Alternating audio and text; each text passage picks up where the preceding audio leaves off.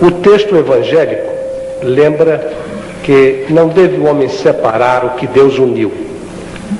Argumenta-se de um lado que o casamento, portanto, é indissolúvel, e de outro lado que aquilo que Deus não uniu pode ser separado, porque não foi Deus que uniu. Pergunta então como os mentores espirituais de Chico Xavier interpretariam o texto bíblico. E em segundo lugar, há uma preocupação, ainda hoje os nossos companheiros de rádio me pediram. Pergunta ao Chico Xavier, já que você vai ser um dos perguntadores, pergunta como é que a população deste mundo cresce, deste planeta cresce desta maneira, se com o problema da reencarnação, a fonte de vida para toda essa população teria origem exatamente onde? Essa pergunta dos companheiros de rádio é uma pergunta que anda, às vezes, nas preocupações gerais de muitas pessoas. Evidente que muitos de nós aqui podemos ter o nosso entendimento a propósito do assunto, mas os nossos companheiros de rádio, que hoje estão tão interessados nesta matéria de espírito, me pedem para formular a pergunta. E aí ficam as duas interrogações, pedindo a você desculpas pelo expediente que usei para formulá-la. A primeira questão apresentada pelo nosso digno amigo, senhor deputado federal, Dr. Freitas Nobre, envolve o problema do divórcio no Brasil.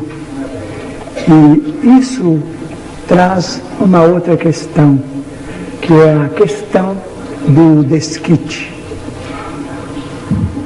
Sem nenhum desrespeito às nossas leis, com absoluta veneração aos nossos magistrados, que são zeladores da nossa dignidade como povo cristão, mas os nossos amigos espirituais consideram que o desquite facultado pelo artigo 316 do nosso Código Civil, código, aliás, dos mais evoluídos da Terra, o desquite facultado pelo artigo 316, de algum modo, sem qualquer irreverência, pode ser comparado, com todo o respeito nosso, à dignidade dos nossos governantes e dos nossos legisladores.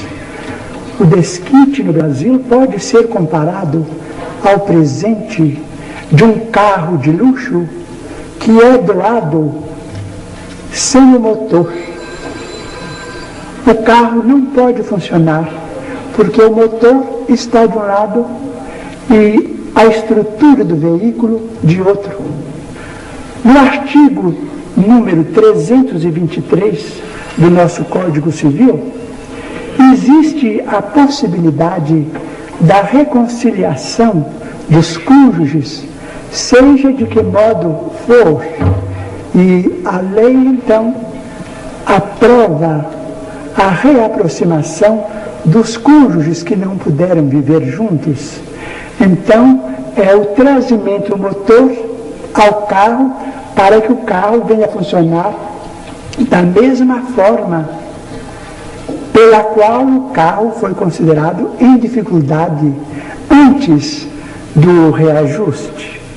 Por isso mesmo, nós que hoje vivemos em dimensões econômicas diferentes, em dimensões de intercâmbio diferentes, dimensões comerciais, dimensões diplomáticas muito diferentes daquelas que nos caracterizavam até 1916, quando o nosso código era herdeiro de muitas das idiosincrasias do Código de Napoleão, e já diferentes da Lei 4.121, de 27 de agosto de 1962, considerada como sendo o Estatuto da Mulher Casada. Nós que vivemos hoje em dimensões tão grandes de compreensão humana, nós consideramos o divórcio como medida humana, medida legítima, porquanto Dói ao nosso coração quando ouvimos nas palavras públicas de nossos grandes magistrados a palavra desculpe-me, a palavra concubina, para designar senhoras distintíssimas, grandes mães de família que estão em segunda, terceira ou quarta união, com absoluto respeito ao regime monogâmico que impera em nossas relações. Peçamos a Deus que as nossas autoridades possam ouvir os nossos sentimentos, mas não apressadamente, porque as leis não devem se alterar de um dia para outro, para que determinadas alas de criaturas ainda não matriculadas na escola da compreensão humana, da ternura humana, venham a abusar da magnanimidade de nossos preceitos legais. Nós vamos esperar que dias melhores venham para a família brasileira e que o divórcio possa ser consagrado por nós todos como medida humana, porque, do ponto de vista espírita cristão, muitos talvez afirmem, mas e a dívida de outras reencarnações? Muito bem, mas os nossos bancos fornecem moratórias, fornecem reformas. Será que o banco da providência divina está em penúria tal que não nos possa dar tempo para depois resgatarmos as nossas dívidas com determinados companheiros ou companheiras, para que nós não venhamos a cair muitas vezes em delinquência? Para salvaguardar os nossos interesses, a nossa integridade mental mesmo, o divórcio é uma medida humana. Mas nós devemos considerar, e isso digo na condição de espírita, nós os espíritas precisamos e sabemos respeitar a maioria católica da nação brasileira.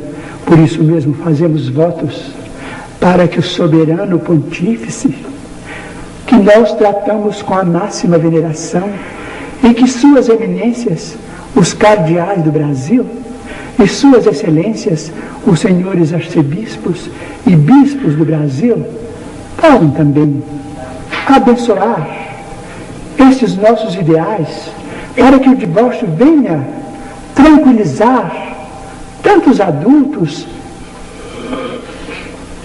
e legalizar tantos adultos e jovens que necessitam de semelhante medida para que a paz e o amor.